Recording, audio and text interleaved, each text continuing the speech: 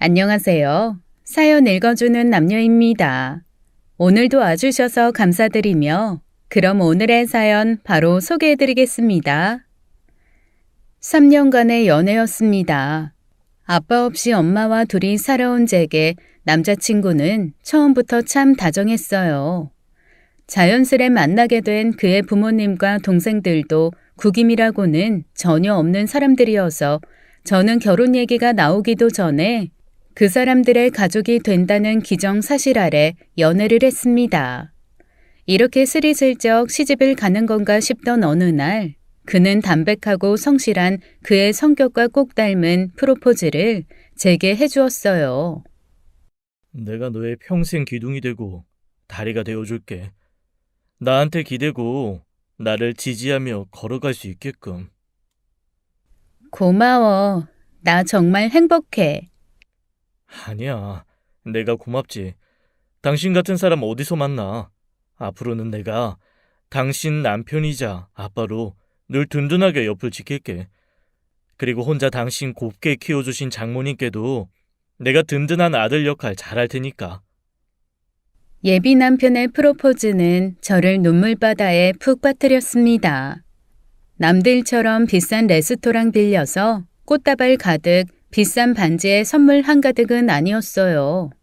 저희가 처음 만났던 카페에서 소박한 커플링을 건네며 담백하게 건넨 프로포즈였습니다.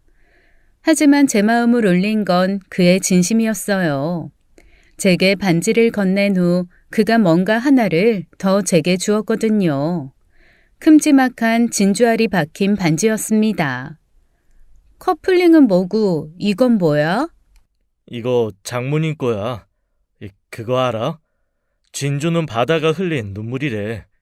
그래서 진주 반지 끼면 이 진주가 슬픈 눈물을 대신해주기 때문에 반지 낀 사람은 눈물을 흘릴 일이 없어진대. 장모님, 당신 혼자 키우면서 많이 우셨다면서 이제 그 눈물 흘리시는 일 없게 이거 하나 끼워드리고 싶었어. 그 말에 저는 바로 무너져 내렸습니다.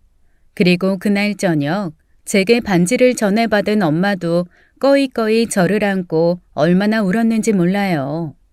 직접 드리고 싶었는데 자기도 울까봐 저 통에 보냈다며 물기 가득한 목소리로 예비 남편이 전화를 했거든요. 엄마는 그날 이후 그 반지를 손가락에 끼웠다 뺐다 하면서 한없이 바라만 보셨습니다. 차마 아까워서 끼고 다니지 못하겠다고 곱게 화장대에 올려놓고 그렇게 쓰다듬기만 하시더라고요. 엄마, 아끼다가 똥돼. 그냥 껴 제발. 그 사람이 나중에 돈 벌면 더 좋은 거 사준다고 장모님 꼭 끼고 다니시라고 했다고. 아이고 얘 돼지발의 진주야 아주. 퉁퉁 풀어버린 손에 이 고운 거 어떻게 끼우니? 내가 잘 보관했다가 너 나이 들면 물려줄 테니까 네 고운 손에나 잘 끼워. 어허, 이 아주머니가 진짜. 내가 그렇게 교육을 시켰는데도 아직 정신을 못 차렸네. 엄마, 내가 계속 뭐라고 했어? 나를 사랑하자. 몰라? 나를 사랑해야 남도 나를 사랑해주는 거야. 자, 따라해. 나를 사랑하자. 그래, 알았다. 나를 사랑하자. 오케이. 그러면 나를 사랑하자에 맞게 우리 복습하러 백화점 가자. 가서 진짜 날 사랑하는 걸 증명해야지.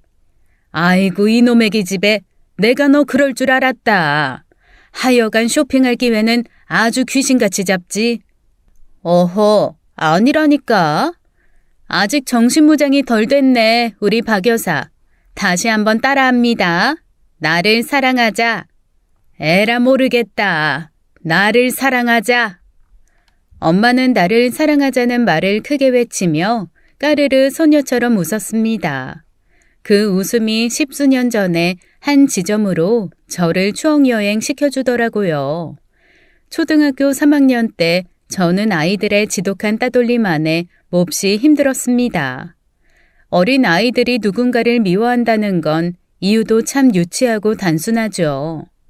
오히려 어른이라면 쉬쉬하며 숨겨줬을 것들이 아이이기 때문에 드러나고 단순한 놀림거리가 되는 일이 한두 개가 아니니까요. 아이들이 저를 놀리는 건 하나였습니다. 아빠 없이 엄마랑만 산다는 거였죠. 온갖 소문이 휘몰아쳤고 저는 그렇게 아이들의 먹잇감이 되었습니다. 당연히 상처 입은 어린 저는 적절하게 응대할 방법을 찾지 못했고 그 어린 나이에 혼자 자해를 하기 시작했죠. 그래봐야 앉아서 계속 머리카락을 뽑거나 팔이나 다리를 피가 날 때까지 긁어대는 것이었지만 그런 저를 보는 엄마의 가슴에서는 피눈물이 솟았겠죠. 그때 엄마가 저를 붙들고 눈물을 흘리며 했던 말이 바로 그거였습니다. 나를 사랑해야지. 나를 사랑하지 않을 권리는 그 누구한테도 없어. 나를 내가 사랑하지 않으면 누가 사랑해? 일단 네가 먼저 너를 사랑해야 다른 사람도 널 사랑해주는 거야. 어린 제가 엄마의 그 말을 어떻게 다 이해하겠어요. 그런데 저를 붙들고 눈에 핏발이 선 채 한마디 한마디 힘주어 말하는 엄마의 그 마음은 충분히 느낄 수 있었습니다. 그리고 그날부터 저는 아이들의 놀림 속에 꿋꿋하게 버틸 수 있었어요. 놀림과 괴롭힘이 올 때마다 속으로 나를 사랑하자라고 주문처럼 외웠더니 아이들도 점점 저를 존중하고 조심스레 대하기 시작하더라고요. 그렇게 엄마의 말 한마디가 저를 구한 이후 저와 엄마는 모녀라기보다는 자매, 아니 그 이상의 동료, 전우가 되어갔습니다. 세상 천지에 서로 의지할 대상은 서로밖에 없었고 우리가 살아남을 길은 나를 사랑하고 서로를 사랑하는 것밖에는 없었으니까요. 그래서 저는 결혼을 하면서 가장 기대되었던 건 사랑할 대상이 더 많이 생긴다는 거였습니다. 예비 남편, 자애로운 시부모님, 시동생과 시누이까지도 흔히 말하는 시댁 갑질과는 거리가 먼 분들이었거든요. 저희 상견례 날도 엄청 웃겼어요. 아마추어 트로트 가수로 제2의 인생을 살고 계시는 시아버지가 상견례장으로 반짝이 재킷을 입고 덩실덩실 춤을 추며 환영합니다 노래 부르면서 들어오셨습니다. 그 뒤로는 시어머니가 어깨춤을 추며 장단 맞춰 들어오시고 그런 부모님이 익숙한 듯 시누이 시동생도 고개로 박자 맞추면서 입장했어요. 그런데 저희 엄마 어디 가서 흥으로 지는 분이 아니거든요. 벌떡 일어나서 난생 처음 보는 사람들이랑 리듬 맞춰 어깨춤을 덩실덩실 추는데 그날 이후 저희 엄마는 시부모님의 최애 친구로 등극했다니까요. 그러니 제가 얼마나 행복했겠어요. 평생 둘뿐이었던 삶에 그렇게 사랑 넘치는 가족이 들어왔으니 말입니다. 이제 엄마도 저도 나를 사랑하고 서로를 사랑하는 것 외에 더 사랑할 사람이 늘어나고 우리를 사랑해줄 사람이 늘어났다는 행복에 겨웠던 어느 날 저한테는 도저히 이해할 수 없는 상황이 벌어지고 말았습니다. 예비 남편에게 반지받고 한참 행복해하던 엄마가 어느 날부터 얼굴 가득 수심이 드리워지더라고요. 혹시 무슨 일이 있나 걱정이 되어 물어봐도 대답이 없었습니다. 와, 엄마, 나 결혼하기 전에 복장 터져 죽겠어. 처녀 귀신 되겠다고 말을 좀 해봐, 어?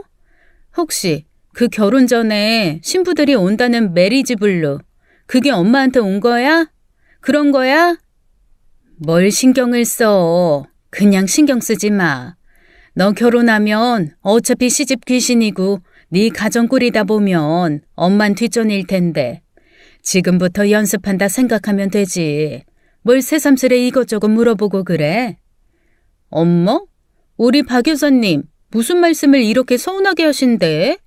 아니 며칠 전까지만 해도 사위도 아들이고 사위 덕에 가족 생겼다고 어깨춤 추시던 분 어디 가셨어? 달나라 가셨어? 아니 갑자기 왜 이러는데? 야, 사람이 뭐 좋다고 계속 좋니? 그래, 나도 잠시 좀 들떴다. 그건 인정해. 딸년이 결혼한다는데 싸매고 누울 애미가 어디 있어? 그런데 너도 생각해봐라. 너 이렇게 결혼하겠다고 설치기까지 내 인생은 어땠니? 난 너 키우느라 행복 같은 거 모르고 그냥 먹고 사는 데만 애면 끌면 애쓰고 살았어. 그래, 지금 와서 좀 억울하다 왜? 난 억울한 것도 못하니? 아니 엄마, 갑자기 왜 이렇게 급발진을 하는 건데? 엄마 혼자 나 키우면서 고생한 거 내가 모르는 것도 아니고 살면서 다 갚을 수는 없지만 그래도 나한테 그걸 가지고 지금 와서 이렇게 신경질을 내면 난 어떡하라는 거야. 그러니까 늘 받은 것들은 이렇게 오리발 내밀면서 뭘 어쩌라고 하냐는 말이면 끝이더라. 내가 등신이지. 내 거 못 챙기고 산 내가 등신이야. 그러니까 지금부터 난 내 인생 좀 살 테니 넌 그냥 시집가서 네 인생 살아. 아니 엄마, 나 진짜 이해가 안 돼서 그러는데 내가 엄마 인생에서 빠지면 엄마가 행복해져? 진짜로 그런 거야? 맞아. 생각해보니 내 인생은 누가 없어야 행복할 것 같다. 너 지금 나한테 가족이 생겼다 어쩐다 혼자 즐거워서 펄펄 뛰고 있지? 그러다 애 생기면 낼름 나한테 맡기면서 손주 보니 행복할 거라고 할 거잖아. 그런데 나 싫어. 손주 보는 것도 싫고 사위도 사실 귀찮아. 결국 다 지네 필요할 때만 와서 알랑방구 낄 게 뻔한데 지금부터라도 나 혼자 홀로 오롯이 내 인생 즐기련다. 그러면 뭐 어쩌겠다는 거야? 나 안 볼 거야? 안 볼래. 나 좀 억울해졌어. 난 너 때문에 남들 다 하는 결혼도 못했는데 넌 시집 간다고 혼자 칠렐레 팔렐레 세상 다 가진 듯 신나고 그 꼴 보는 것도 꼴사납고 짜증나. 그러니까 그냥 이 시점을 기회로 서로 보지 말자. 엄마! 아유, 그 엄마 소리도 좀 그만해. 지겨워. 나도 이제 엄마 안 해. 내 이름 박진숙, 박진숙으로 살 거야. 아닌 밤중에 홍두깨도 마른 하늘의 날벼락도 이것보다는 덜 당황스러울 것 같았습니다. 당황한 건 예비 남편도 마찬가지였어요. 불과 얼마 전까지만 해도 우리 사위 하면서 물고 빨고 정말 친아들처럼 예뻐했던 엄마가 갑자기 돌변해서 이제 자기를 좀 자유롭게 놔달라고만 하니 예비 남편도 어떻게 반응을 해야 될지 모르더라고요. 제가 대체 이 상황을 어떻게 해야 되냐고 골머리를 싸매자 예비 남편이 말한 건 하나였습니다. 어쩌면 외로워서 그러신 게 아닐까? 무슨 소리야? 외로워서 그렇다니. 생각해봐.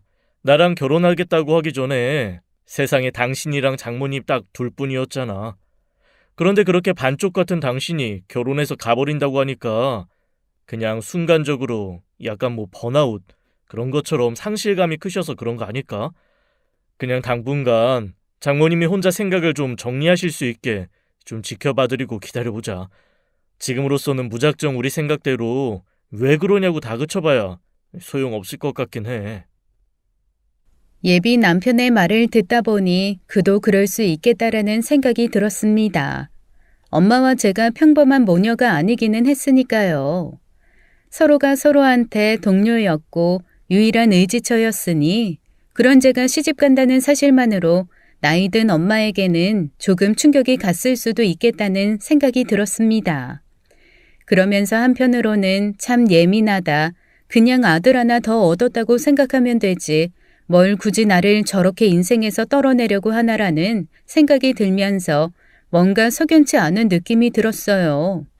엄마가 제가 정말 싫어서가 아니라 정말로 뭔가 무서워서 그런 게 아닌가 싶은 마음이 들었거든요. 예비 남편은 엄마에게 조금 기다리고 엄마가 스스로 생각을 정리할 시간을 주자고 했지만 사실 제 성격은 그렇게 마냥저냥 기다리는 인내심 가득한 성격은 못 됩니다.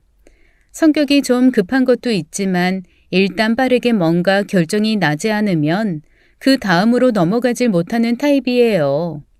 그래서 공부를 하더라도 여러 개 이것저것 하는 건 못했고 문제집 하나 처음부터 끝까지 다 풀어야 그 다음 과목으로 넘어갈 수 있었던 정도였습니다. 그래서 어느 날 딱 각 잡고 앉아서 엄마와 독대해서 꼬치꼬치 캐묻기 시작했어요. 엄마 나한테 뭐 말 안 하는 거 있지? 엄마가 그냥 단순히 내가 결혼을 해서 엄마의 상실감으로 나한테 이럴 리가 없어. 나는 절대로 엄마가 그럴 사람이 아니라고 생각해. 대체 무슨 일인데? 우리 이때까지 엄마 서로한테 할 말 안 할 말 다 하면서 정말 전쟁 같은 이 세상 둘이 협력해서 이겨내고 버텼어. 앞으로도 그건 달라질 거 없다고. 그러니까 엄마 숨기지 말고 말을 해. 내가 뭘 숨겨? 내가 뭘 무서워해? 너는 항상 그렇게 네가 다 답정해놓고 네 답대로 사람 끌고 가려고 하더라. 너 그거 되게 안 좋은 버릇이야. 난 너한테 숨기는 것도 없고 너한테 더 이상 할 말도 없어. 지금도 봐. 내가 지금까지 이때까지 계속 나는 나의 삶을 살고 싶다고 이제 너한테서 벗어나고 싶다고 그렇게 말을 했는데 너 지금도 내 말 안 듣고 있잖아. 아니 엄마, 그게 아니라 엄마가 진짜로 뭔가를 숨기는 게 아닌가 싶어서 그래. 나 엄마가 이러는 게 너무 이해가 안 돼. 내가 알던 엄마가 아니잖아. 아이고, 네가 나를 얼마나 안다고. 솔직히 네가 엄마 하긴 했지만 내가 어떤 생각을 가졌는지 어떤 슬픔을 가지고 살았는지 무슨 마음으로 널 키웠는지 네가 한 번이라도 제대로 알아볼 생각이나 했어? 엄마의 그 마지막 일갈은 살짝 저를 움츠러들게 했습니다. 사실 모든 자식들이 그렇듯 엄마를 이해한다고는 하지만 그 이해라는 건 그냥 순전히 제 범주 안에서 제가 할 수 있는 생각의 틀로 이해하는 것밖엔 안 되긴 했잖아요. 제가 아무리 이해한다고 이해한다 말로는 그렇게 말을 해도 엄마의 그 깊은 세월의 슬픔을 어떻게 다 이해하고 납득할 수 있었겠어요. 엄마의 그 말에 사실 할 말이 없어지긴 했습니다. 그리고 곰곰 저도 깊이 생각을 하기 시작했죠. 과연 뭐가 저렇게 엄마를 저한테서 돌아서게 만들었는지, 제가 할 수 있는 건 뭔지, 하지만 아무리 생각에 생각을 거듭해도 전혀 그 답은 떠오르지 않았습니다. 정말로 예비 남편의 말대로 엄마 스스로 생각을 좀 정리할 시간을 줘야 되나 고민이 되면서도 엄마의 마음이 저렇게까지 꽉 닫혀버렸는데 내가 아무것도 안 하고 있으면 엄마가 오히려 더 방치된 것 같다는 생각에 상처 입지 않을까라는 걱정도 들었습니다. 어느 수준까지 엄마에게 응대를 해야 되는지 정말 판단이 안 서더라고요. 그렇게 고민의 나날이 깊어가던 어느 날 엄마가 결정적인 행동으로 저를 다시 한번 충격에 빠뜨렸습니다.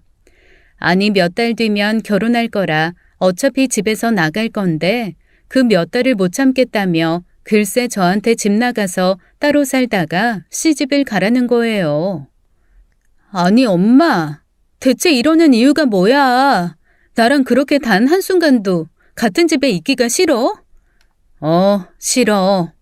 예, 사람이 마음이 떠나면 평양 감사도 싫다고 한다더라.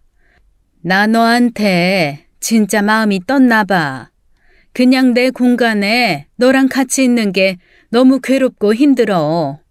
그러니까 신혼집으로 먼저 들어가서 살던 아니면 네 시댁으로 들어가서 살던 그냥 내 공간에서 좀 나가줘. 제가 버텨봤지만 소용이 없었습니다. 저희 엄마가 순한 편이기는 한데 한번 고집을 세우면 그 누구도 못 걷거든요. 짐을 바리바리 싸서 문 밖으로 내놓고 번호키까지 바꾼 채 문도 안 열어주는데 아니 이거는 뭐 제가 대역 죄인이나 된 것처럼 집으로 쫓겨나는 상황이 되었죠. 이쯤 되니까 그냥 엄마가 조금 마음 풀리기를 기다려보자던 예비 남편도 조금 당황하는 눈치더라고요. 저한테 계속 혹시 자기가 뭐 잘못한 거 없냐 아니면 우리 결혼 얘기하면서 뭔가 큰 실수한 거 아니냐면서 뭔가 계속 자기도 나름대로 원인을 찾아가 보려고 하는데 전혀 이유를 알 수가 없었습니다. 말 그대로 오리무중이었죠. 그런데 그런 엄마를 보면서 제가 계속 찜찜했던 건 다름이 아닌 엄마의 눈빛이었어요.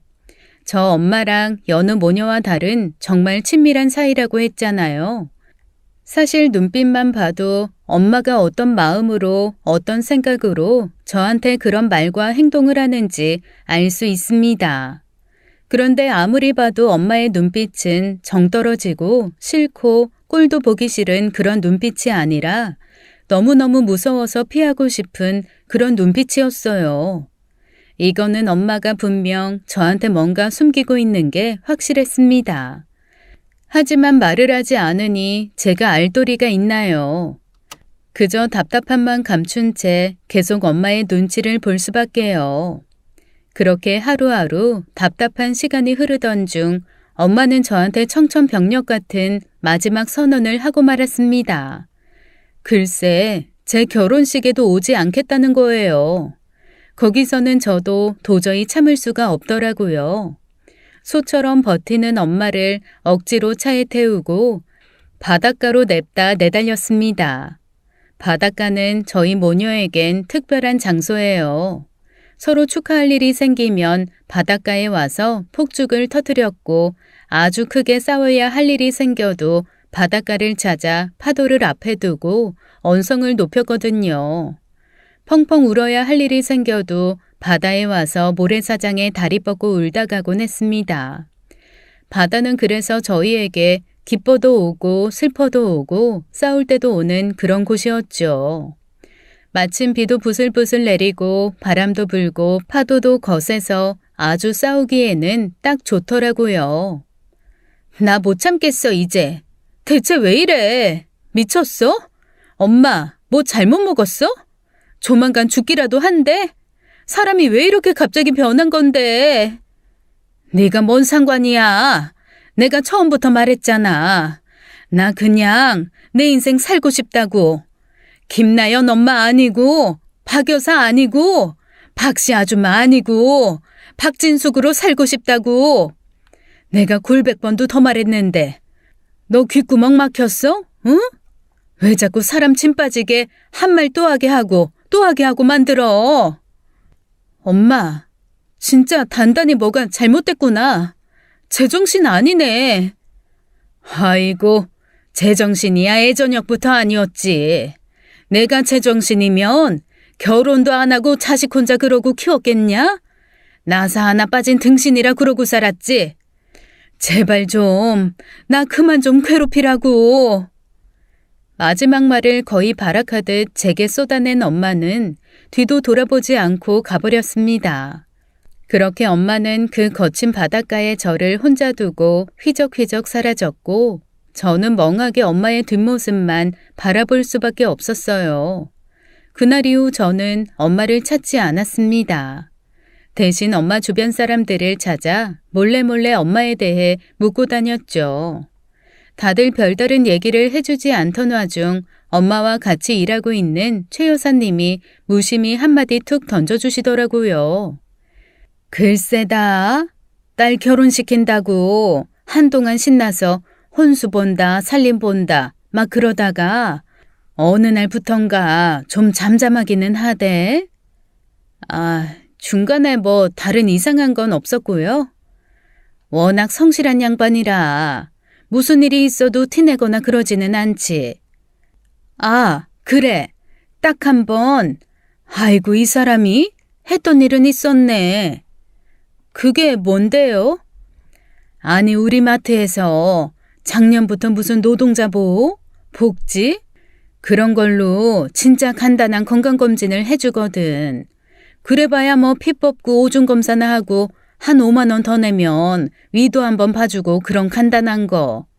그런데 그거 결과 듣고 한동안 좀 멍하더니 평생 그런 부탁한 적 없는 이가 교대를 좀 바꿔달라고 하대. 자기 병원을 좀 가봐야 한다고. 그래서 교대 한번 바꿔준 적이 있어. 그래요? 혹시 어디 병원인지 아세요? 그냥 가까운 데 간다고. 이 길 건너 종합병원. 거기 간다고 하던데? 네, 감사합니다. 뭔가 이상했습니다. 엄마가 병원 간다는 얘기 조금도 한 적이 없거든요. 당연히 병원 갔다는 얘기를 안 했으면 결과도 안 알려줄 거고 병원에 물어보고 싶었지만 개인정보 때문에 알 수도 없었죠. 그런데 마침 예비 시동생이 그 병원 원무과에 근무하고 있다는 사실이 떠올랐습니다. 천우신조였죠. 저기 도련님한테 우리 엄마 무슨 검사했는지 결과가 어떤지 좀 봐달라고 해줘. 무슨 소리야? 아이, 큰일 나. 개인정보가 얼마나 엄중한데 잘못하면 얘 잘려. 아니, 생판 남 보겠다는 것도 아니고 내 엄마 보겠다는 거라니까. 그리고 도련님이 뭐 정보를 빼내는 것도 아니고 어차피 원무과잖아. 진료비 냈는지 안 냈는지 얼마나 나왔는지 슬쩍 보면서 그참에 그냥 병명이나 과도 좀 볼 수 있으면 보고 말해달라는 거지. 내가 서류를 떼어달래? 아니면 의사를 만나게 해달래? 에이, 그래도 안 돼. 평생 정석대로 공부만 하고 도덕적으로 살아온 남편은 여간에서는 말을 들어줄 것 같지 않더라고요. 울어도 보고 논리적으로 설득도 해봤지만 먹히지 않았습니다. 결국 최후의 방법을 썼죠. 당신은 내가 그냥 남이구나. 그래, 이런 관계 유지해서 뭐하냐? 그냥 우리도 헤어지자. 뭐?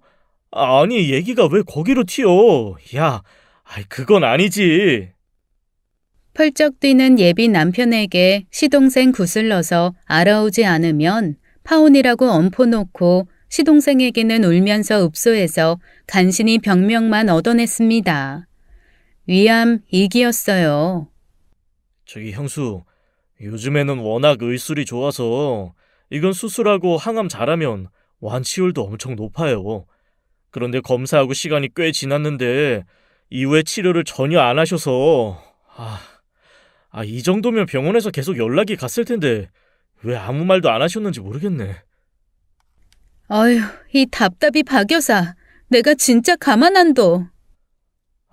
제가 의사가 아니라서 정확하게는 말씀드리기가 어려운데 이기이기는 해도 위치나 크기가 빨리 뭔가 하지 않으면 사실 이후 일은 장담드리기가 어려운 그런 상황인 것 같아요. 이게 암도 좀 부지런한 암이 있고 게으른 암이 있어서 세포가 막 빨리 커지고 퍼지는 애들은 항암도 치료도 수술도 시간 싸움이거든요. 조심스럽지만 사돈 어르신이 약간 그 케이스 같다는 생각이긴 해요. 무슨 일인지 몰라도 얼른 설득해서 병원으로 모시고 오세요. 시동생 얘기를 듣는데 아주 기가 탁 막히더라고요. 아니 다들 포기해야 한다고 하는 병도 끝까지 매달려서 어떻게든 완치하려 해야 할 판에 나을 수 있고 시간이 있는 병을 왜 굳이 숨기면서 키우고 있는지 정말 이해가 전혀 되지 않았습니다. 저는 당장 엄마 집으로 쳐들어갔어요. 뭐 엄마가 당연히 문을 안 열어줄 걸 알아서 일단 열쇠공을 대동하고 갔죠. 남의 집 문 따줄 수 없다는 열쇠공에게 주민등록증에 있는 주소도 보여주고 제가 따라고 하면 안에서 뭐라고 하든 바로 따줘야 한다고 신신당부도 했습니다. 뭐 생돈 나가는 거 누구보다 아까워하는 성격이니 문 따서 돈 들기 전에 문을 열어주면 가장 고마운 상황이었지만 최근에 엄마 태도로 봐서는 최악의 상황도 준비를 해야 했거든요. 엄마도 저 키우면서 제 고집이 엄마 고집 이긴다는 거, 제 성질이 화산보다 더 강하다는 거 알 만큼 알았으니까 문 정도 부숴도 할 말 없을 거라 생각했습니다. 3살 동안 순순히 문 안 열면 45만 원짜리 번호키 그대로 고물되는 거야. 생돈 막 나가는 소리 들으면서 나 맞이할 거면 알아서 해요. 자, 샌다. 하나, 둘. 진짜 너 왜 이래? 안 보고 싶다니까. 둘 반. 계속 나 밖에서 얘기해? 암 걸린 거 동네방네 소문내면서? 뭐? 문 열어요. 둘 반에 반. 반에 반에 반. 그제야 철컥 문이 열리더라고요.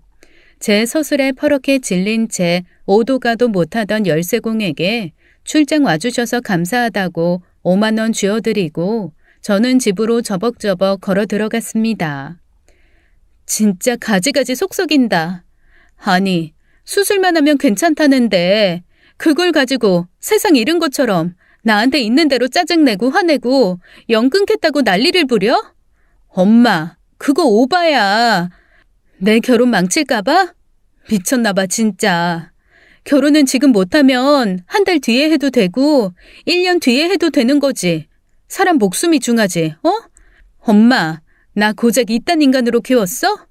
암 걸린 엄마 두고 희희낙낙 결혼해서 사는 후레 자식으로 키웠냐고. 제가 와다다 따지는 소리를 들으며 엄마는 그 자리에 털썩 주저앉아 대성통곡을 하기 시작했습니다. 그 모습이 또 짠해서 저도 같이 울기 시작했죠. 그런데 울며 수술받자고 하는 제게 엄마가 건넨 대답은 뒷골이 띵해질 정도로 충격적인 것이었습니다. 그 남자 출소했어. 나한테 전화했더라. 돈 내놓으라고. 안 주면 너도 나도 죽여버린대. 아빠가 출소를 했어? 울먹이며 엄마가 하는 말을 듣는 순간 저는 다리에 힘이 풀려 털썩 주저앉고 말았습니다. 그 순간 주마등처럼 20년 전 그날의 밤의 일이 떠올랐어요. 술에 잔뜩 취해 깨진 병을 휘두르고 있는 아빠. 그리고 그 앞을 막아서며 저를 보호하던 친모. 친모는 제 앞에서 머리에 피를 흘리며 쓰러졌고 술 먹은 개가 된 아빠가 병을 들고 제게 달려들던 그 순간 들이닥친 경찰들이 그걸 막아줬습니다. 그 다음부터는 단편적인 기억이에요. 제가 까만 옷을 입고 친모의 영정사진 앞에서 절을 하자 모두가 세상 서럽게 울었던 거. 예쁜 아줌마가 제게 다가와 저를 꼭 끌어안으며 앞으로 내가 네 엄마라고 내가 지켜주겠다고 했던 거. 그 아줌마에게 제가 어느 순간 엄마라고 부르며 따르던 거. 그런 장면이었죠. 수십 개의 장면이 툭툭 지나간 후 저는 엄마의 울음소리에 퍼뜩 정신을 차렸습니다. 그 인간이 왜 벌써 나와? 그리고 돈 얘기는 뭐야? 아빠 얘기에 사지가 덜덜 떨려오기 시작했습니다. 살면서 다시는 안 볼 것 같았던 그 인간이 왜 다시 제 인생에 나타나는 건지 순간 공황이 확 오더라고요. 저도 모르게 바닥에 주저앉아 주섬주섬 앞머리를 돌리며 잡아뜯기 시작했습니다. 어렸을 적 자해하던 습관이 저도 모르게 나온 거죠. 엄마가 눈물을 터뜨리면서 제게 다가와 안으면서 이러시더라고요. 내가 너 이런 모습 보기 싫어서 말 안 한 거야. 네가 어떻게 극복하고 살았는데 좋은 날 앞두고 그 망할 인간이 또 네 인생 망치는 걸 내가 어떻게 보니. 그러니까 엄마한테 그냥 맡기고 너는 훌훌 잊고 살아. 그게 맞아. 아니야, 그럴 수 없어. 나 벗어날 수 없어. 엄마, 이거 혹시 내가 죽어야 끝나는 건가? 딸 팔자 엄마 닮는다며. 우리 엄마 죽인 그 인간이 나까지 때려 죽여야 끝나는 거 아니겠어? 나 무서워. 야, 너 내 딸이야. 맞아 죽긴 뭘 맞아 죽어. 넌 가끔 내시경이나 하면서 건강 챙겨. 딸 팔자 엄마 닮는다고? 아이고, 내가 물려줄 게 없어서 딸한테 위 아픈 거 물려주겠니? 그런 거 안 물려줄 거야. 너 내 딸이니까 네가 걱정할 건 맞아 죽는 게 아니라 위 아픈 거, 그거 걱정해야 돼. 어쩌면 어거지로 우격다짐하는 말일 수 있었습니다. 그런데 그 말을 듣는 순간 저는 조금씩 앞머리를 잡아뜯던 손을 멈추게 되더라고요. 엄마, 나 무서워. 진짜 너무 무서워. 괜찮아. 내가 너 힘들게 안 해. 그 인간이 너 찾아와서 괴롭히게 안 할 거니까 걱정하지 마. 그런데 돈 얘기는 뭐야? 그 인간이 왜 엄마한테 돈을 달라고 해? 네 친모가 남긴 돈이 있다는 거지. 네 친모가 자기 남편 개차반인 거 알고 보험이며 뭐며 다 네 앞으로 돌려놓고 미리미리 처리 다 해놨거든. 나한테도 맡겨둔 게 있고. 그런데 나 너 키우면서 네 엄마가 남긴 돈 한 푼도 안 썼어.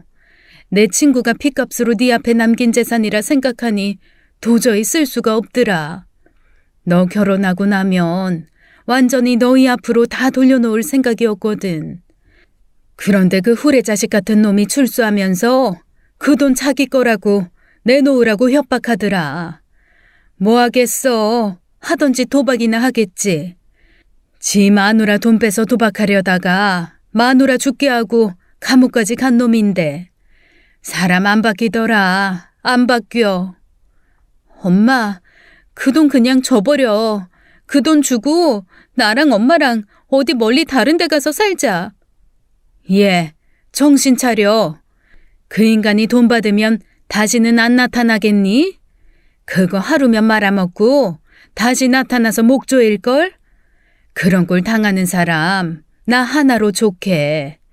엄마고 그러니까 인연 끊고 네 살 길 찾어. 그 말을 하는 엄마의 목소리와 손은 덜덜 떨리고 있었습니다. 엄마도 저만큼이나 겁에 질린 게 분명했죠. 마치 야차나 귀신이 올 것을 두려워하는 것처럼 제 친부가 나타날 것을 겁내고 있었어요. 한마디로 엄마는 그 파렴치한 인간한테서 저를 지키기 위해 살 좀 떼어내는 심정으로 저를 밀어냈던 거였습니다. 어차피 본인은 암에 걸렸고 치료하지 않으면 몇 년 안에 자연스레 세상을 떠날 테니 그 전에 제가 예비 남편 그늘 아래 안정된 삶을 살았으면 하는 마음에 버린 일이었죠. 제가 모든 것을 알고 고민하거나 심각한 일에 휘말리는 게 엄마는 본인이 위험해지는 것보다 더 싫었던 겁니다. 엄마 마음이 이해가 되지 않는 건 아니었어요. 하지만 자꾸 마른 몸으로 게다가 아파서 성치 않은 건강 상태임에도 저를 지키겠다고 달달 떨고 있는 엄마를 보니 정신이 번쩍 들었습니다. 언제까지나 제가 엄마 치맛자락 잡고 머리 뜯던 아이일 수는 없겠다는 생각이 들더라고요. 지켜도 이제는 제가 엄마를 지키고 싸워도 제가 싸워야 한다는 마음이 올라왔습니다. 만약 제가 잘못되더라도 아주 대차게 한번 들이받는 건 해야 제 속이 시원할 것 같았죠. 그 사람 전화번호 줘. 뭐? 너 미쳤어? 엄마가 안 주면 나 흥신소에 또 돈 써서 알아내야 돼. 엄마 헛돈 쓰는 거 싫어하잖아. 그러니까 그냥 달라고 할 때 줘. 엄마는 펄쩍 뛰며 절대 안 된다고 하시더라고요. 하지만 제 고집을 꺾지 못할 것 같으니 결국 제 예비 남편에게 전화를 해서 하소연을 하셨습니다. 이게 무슨 일인가 싶어 황망하게 달려온 예비 남편은 자초지종을 듣고 엄마와 함께 저를 말리기 시작했어요. 당신이 할 수 있는 거 없는 것 같아. 아니, 이 사람까지 해한 범죄자인데 그 사람을 당신이 뭐 어떻게 하겠다고. 이건 용기나 만용 이런 걸로 될 일이 아닌 것 같은데. 이 일로 인해 혹 내 친부로 인해 시부모님이나 당신이 꺼림칙한 게 생겼으면 파혼해도 좋아. 내가 감수하고 받아들일게. 그런데 나 이번만큼은 정말 가만히 못 있겠어. 예비 남편이 가만히 제 얼굴을 들여다보더니 한숨을 푹 쉬더라고요. 장모님, 제 얼굴 보세요. 눈이 매서워졌어요. 입술 다문 거 보시라고요. 저가 아무도 못 말려요. 지구가 반으로 쪼개진다고 해도 자기가 하고 싶은 대로 할걸요? 아이고, 저게 내가 무서워서 이때까지 아무 말도 안 했던 건데. 네, 저 한번 결심하면, 그것도 아주 단단히 결심하면 눈빛이 바뀝니다. 눈빛으로 어지간한 사람들은 다 제압할 수 있을 정도로 매서워지거든요. 일생 살면서 몇 번 장착하지 않았던 그 눈빛을 제가 빛낸다는 건 상대가 엄마를 죽게 한 파렴치한이건 나라를 망하게 한 역적이건 제 손에 끝난다는 걸 의미했죠. 두 사람의 걱정을 뒤로하고 저는 곰곰 고민에 들어갔습니다. 그리고 일단 엄마에게 선언을 하나 했어요. 나 오늘부터 엄마랑 이 집에 있을 거야. 토달지 마. 말리지 마. 반대할 생각도 하지 마. 설득할 마음도 먹지 마. 내가 그냥 그렇게 할 거니까. 그리고 바로 짐 싸들고 엄마 집으로 들어와 버렸습니다. 그렇게 일주일에 시간이 흘렀어요. 그동안 저는 엄마 옆에 24시간 붙어 있으면서 아빠가 하는 전화는 차단시켜버리고 엄마가 집 앞 슈퍼도 못 나가게 모든 것을 다 인터넷 주문으로 처리했습니다. 꼭 나가서 사와야 하는 건 예비 신랑에게 부탁했죠. 아니, 이게 마냥 이렇게 숨어 있는 게 능사는 아니고, 정말 어떻게 할 생각이야? 뭐 방어가 최선의 공격일 때도 있는 거 아니겠어? 혹 쳐들어오면 당신이 지켜주면 되잖아. 내가? 저기 자기야, 나 체육 시간마다 벤치에 앉아서 책 보던 애야. 체육 점수 늘 바닥이었고, 그리고 요즘에는 나이 들어서 책 드는 손도 떨려. 이런 나한테 지금 지켜달라고 하는 거야? 아이고, 평생 책만 보고 공부만 한 사람이 누구를 상대해? 차라리 너랑 내가 후라이팬 하나씩 들고 덤비는 게 낫지. 그래? 그러면 후라이팬이나 좀 사놓자. 요즘 주물로 된 거 그 쇠 후라이팬 잘 나오더라. 그거 2개 주문할까? 너 지금 농담이 나와? 아니 얘가 진짜 어쩌려고 이래. 두 사람은 계속 걱정을 끊임없이 해댔지만 저 그냥 놀지 않았습니다. 가만히 있지도 않았어요. 제가 어렸을 때 한동안 손자병법, 오자서병법, 오륜서, 무경십서, 무비지, 무호병법을 비롯 각종 무협지에 완전 빠져 있었을 때가 있었거든요. 그때 알았죠. 앞에 나가서 나를 따르라 하며 돌격하는 사람이 제일 먼저 죽는다는 것을요. 끝까지 살아남고 끝내 이기려면 작전이 필요하고 때를 기다리며 정확한 한 방을 날려야 한다는 것을 깨달은 지 오래입니다.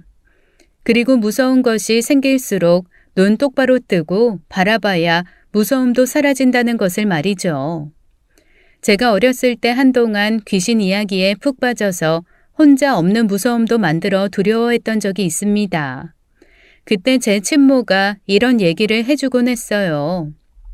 별로 무섭지 않은 것도 내가 무섭다 하면 진짜 무서워져. 그럴 땐 차라리 눈을 크게 뜨고 저리 가, 무서움 저리 가, 두려움 저리 가 이렇게 외쳐. 그러면 진짜 없어진다? 어린 시절 친모에게 그 얘기를 들은 후 장롱에서 귀신이 나올 것 같고 식탁 아래서 귀신이 웅크리고 있을 것 같은 상상이 올라올 때마다 외쳤습니다. 저리 가라고 말이죠. 하나도 안 무섭다고 말입니다. 그런데 참 신기하게도 그렇게 말을 하고 나면 정말 두려움이 없어지더라고요. 그래서 이번에도 그렇게 하기로 했습니다. 평생을 이름만 들어도 무서워서 덜덜 떨었던 아빠였지만 엄마를 위해서도 제가 더 이상 떨고만 있을 수는 없다는 생각이었거든요. 하지만 작전이란 많이 알면 알수록 들통나기도 쉬운 거잖아요. 엄마에게도 예비 남편에게도 말하지 않고 홀로 은밀하게 하나하나 진행해 나갔습니다. 그리고 결국 제가 원했던 그날이 왔어요. 엄마와 점심을 먹으려고 가자미 굽고 미역국 끓여 딱 한술 뜨렸는데 멀쩡한 벨 놔두고 굳이 쾅쾅 부서져라 문을 두드리는 소리가 들렸습니다. 아이씨, 네가 내 전화를 씹어? 야, 집에서 안 나오면 내가 물러날 줄 알았냐? 없는 척 하지 마. 다 알고 왔으니까. 이것들이 아주 사람이 가만 기다려주니까 가만히 팽겨쳐 둔 걸로 하나, 이씨. 나와. 내 돈 내놓으라고. 안 나와?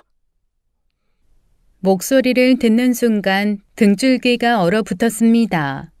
아무리 정신적으로 저리 가라고 주문처럼 외웠어도 실제 목소리가 들리니 여전히 무섭고 떨리더라고요.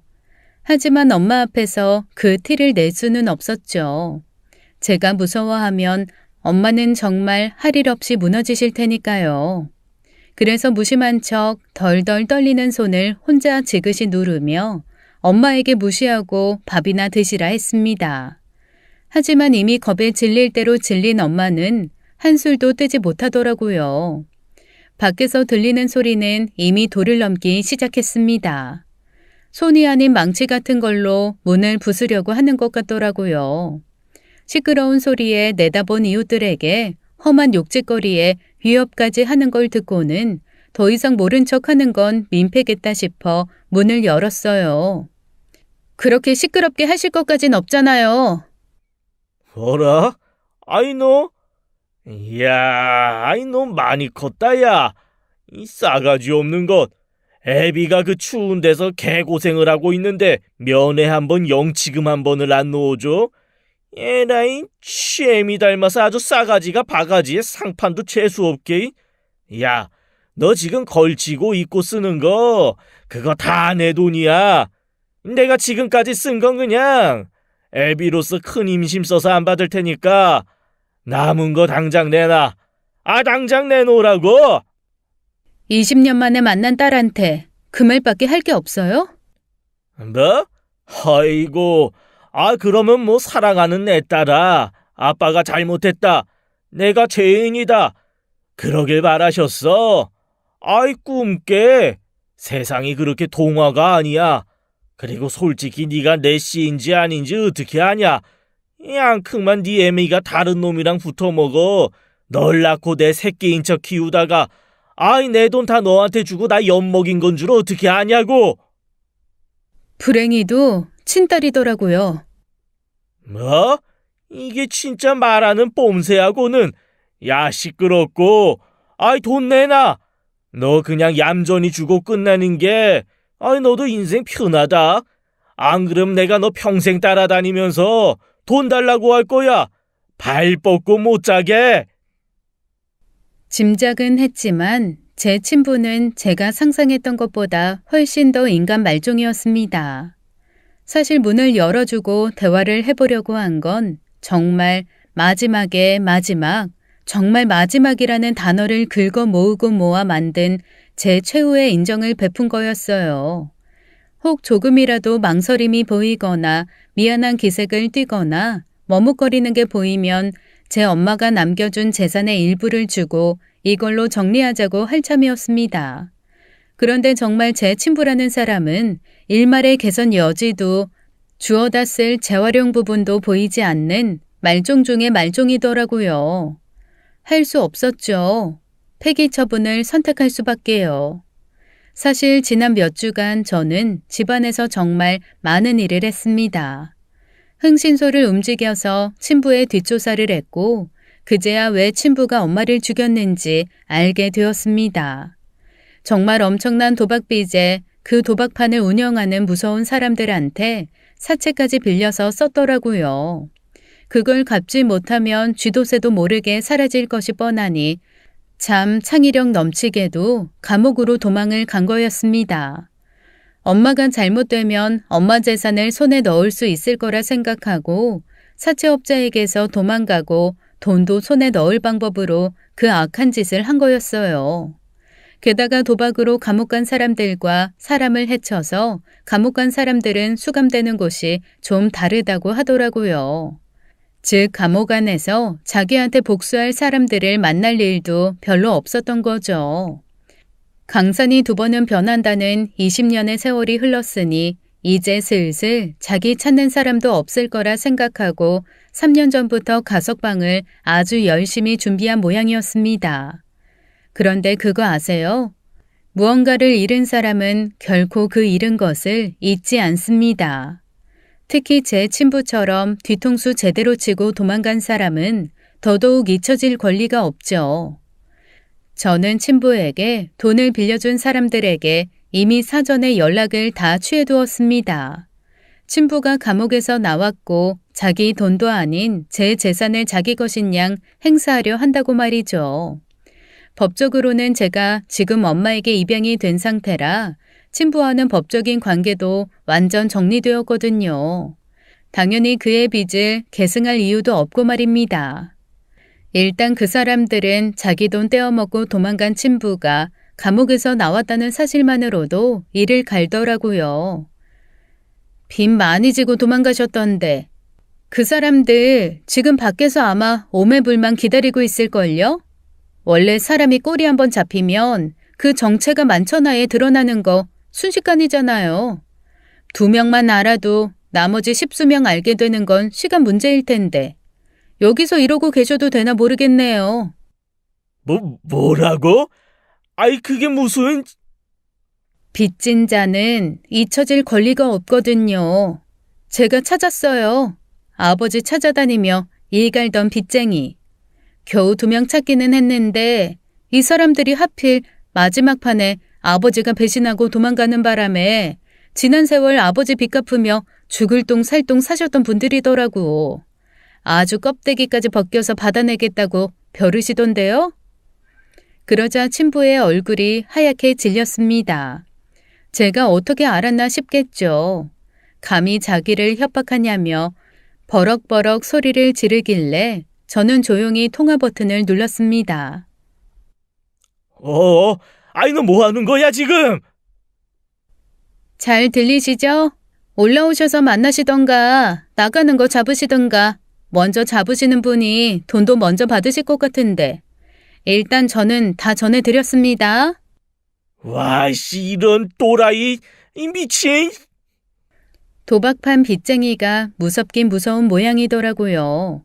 하긴 사채도 20년이면 그 이자가 강남 땅에 건물 살 정도로 불었을 텐데 이건 뭐 빼도 박도 못하는 거죠. 서슬펄에서 떵떵거리던 친부가 엉덩이를 불에 댄 듯 달아나기 시작했습니다. 뭐 도망가거나 말거나죠. 그 무서운 사람들이 어디 만만한가요? 분명 얼마 못 가 잡혔을 거고 잡힌 다음에 어떻게 되던지 그건 제 알바가 아니니까요. 끝까지 저를 죽일 듯 노려보던 아빠가 사라진 후 저는 그 자리에 털썩 주저앉았습니다. 그리고 저도 모르게 먹은 것도 없는데 속 안에 찬 것을 노란물이 나올 때까지 다 개워내고 말았어요. 엄마가 놀라서 그 토사물을 다 손으로 받아내며 펑펑 우시더라고요. 아이고, 이게 강한 척하기만 했지 무서웠네 무서웠어. 그러게 이거사. 왜 험한 꼴 보면서 아빠를 만나길 만나. 그냥 엄마한테 맡기지. 엄마가 알아서 할 텐데. 나 진짜 괜찮다고 생각했는데 몸이 거짓말을 못하나 봐. 엄마 어떡해. 손 더러워졌다. 미안해. 내가 더 강했어야 하는데. 이런 게 뭐가 미안해. 엄마가 더 미안해. 엄마가 더 똘똘하고 능력 있었으면 우리 딸 이런 험한 꼴 안 보게 잘 보호했을 텐데. 너 진짜 괜찮아? 저는 걱정하는 엄마를 안심시키기 위해서라도 빨리 괜찮아져야 했습니다. 다행히 뒤늦게 예비 남편이 달려와 주었고 저도 조금씩 안정을 찾아갔어요. 그렇게 저는 악을 더 큰 악으로 물리치고 평화를 얻었습니다. 엄마에게는 새삼 미안하고 고마웠어요. 정말 제 친부가 너무 무섭고 두려웠을 텐데 그 오랜 세월 전혀 티내지 않고 저를 키우며 지켜준 거니까요. 친부가 주랭랑을 친 후 며칠간 전혀 연락이 없자 엄마는 그제야 삶에 대한 의지가 다시 생긴 듯 했습니다. 항암이건 수술이건 다 받겠다고 하더라고요. 저는 일단 엄마를 병원에 넣어두고 엄마 이름으로 된 핸드폰을 해지해버렸습니다. 그리고 죄송하지만 시어머니 이름으로 하나 더 개통해서 엄마에게 전해드렸어요. 시어머니가 그 나쁜 놈이 다시는 못 찾게 하려면 그게 좋겠다고 먼저 말씀해 주시더라고요. 감사했죠. 엄마가 입원해서 수술과 치료를 받는 동안 저는 엄마가 살던 집을 팔고 다른 곳에 전세를 구했습니다. 엄마가 자기 이름으로 된 재산 남기고 싶지 않다고 하더라고요. 차라리 전세로 2년마다 훌훌 자유롭게 이 동네 저 동네 원하는 곳에 가서 살아보고 싶다셔서 그렇게 하시라고 했습니다. 엄마의 항암은 1년 만에 끝났습니다. 그동안 제 결혼은 당연히 미뤘죠. 엄마가 펄펄 뛰었지만 이번에도 제가 거부할 수 없는 매서운 눈으라고 무조건 제 말대로 해야 한다고 우겼거든요. 예비 남편도 엄마도 깨갱. 제 말을 들을 수밖에 없었습니다. 친부를 제 삶에서 쫓아내고 1년 반 뒤에 저는 세상에서 가장 행복한 신부로 엄마 손을 잡고 버진로드를 걸었어요. 아유, 엄마가 얼마나 우는지, 제가 시집 가는 건지, 엄마가 시집 가는 건지 헷갈릴 정도였어요. 남편은 제 손을 넘겨준 엄마를 덥석 안고 온 예식장이 쩌렁쩌렁 울리게 이렇게 외쳤습니다. 저의 어머니가 되어주셔서 무한 영광입니다. 평생 두 미녀분께, 아니, 저희 엄마까지 세 미녀분께 충성을 다 바치겠습니다. 충성! 평생 숫기 없는 서생, 새님인 줄 알았던 남편의 돌발 행동에 배를 잡고 가장 크게 포복절도한 건 시어머니였고 그 말에 또 대성통곡, 눈물바다를 만든 건 제 엄마였어요. 그렇게 제 결혼식은 눈물과 웃음이 범벅이 된 역대급 버라이어티의 현장이었습니다. 그날 이후 저는 지금까지 계속 엄마에게 제발 시집 좀 가라고 성화를 부리고 있어요. 저 키우느라 정말 웨딩드레스 한번 못 입어본 엄마가 진한 연애 끝에 결혼식 하는 게 제 소원입니다. 제가 진짜 5성급 호텔 결혼식에 꽃값만 몇 천이 나와도 다 해줄 판인데 신혼여행도 50박 51일 세계 일주 잡아줄 수 있는데 우리 엄마 제 속도 모르고 이러십니다. 난 너만 있으면 돼. 아이고, 이 엄마를 대체 어떻게 하면 좋죠? 어디 좀 멋지고 번듯한 아버지감 없을까요? 지금까지 사연 읽어주는 남녀였습니다. 끝까지 시청해주신 여러분 감사드리며 저희는 다음 사연으로 돌아올게요. 감사합니다.